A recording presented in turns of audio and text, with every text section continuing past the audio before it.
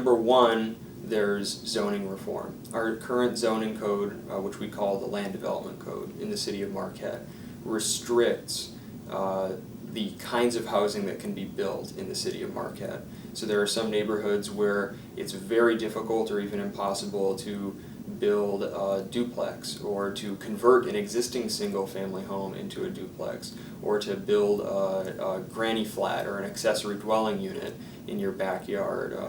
And so we want to try and go through our zoning code and make some updates. And one of our recommendations, for example, is legalizing accessory dwelling units and duplexes in all residential zoning districts throughout the city of Marquette, to try and allow that incremental growth in these more modest size, more mid-range rental units in the city. The second bucket that our strategies fall into is the bucket of the city trying to play a more active role in the development process when it comes to housing. That does not mean the city being a landlord or being the developer ourselves, but what it does mean is the city offering up city-owned property at a fair price to a developer specifically for workforce housing or lower-income housing development. It could mean the city providing tax increment financing to help get price points down on a housing development to an affordable level through a Brownfield plan.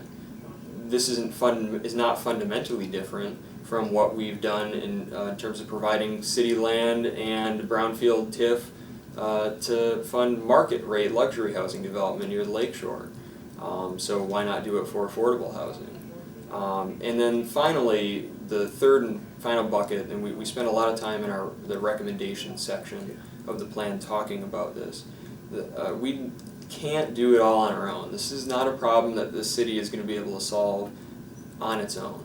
And so we need to reach out and work with local community partners, like for example the Marquette County Land Bank or Lake Superior Community Partnership, who are very interested in housing. We need to work on a regional level with other local units of government, with the county government.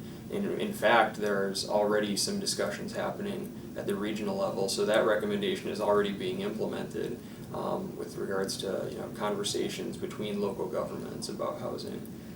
And all the way up to the state and even federal level. We're receiving ARP funding. Affordable housing is an eligible expense for ARP funding. The city is receiving over $2 million. Marquette County government's receiving over $13 million. Perhaps there's an opportunity for some kind of partnership there to develop some more affordable or mid-range or mixed income housing.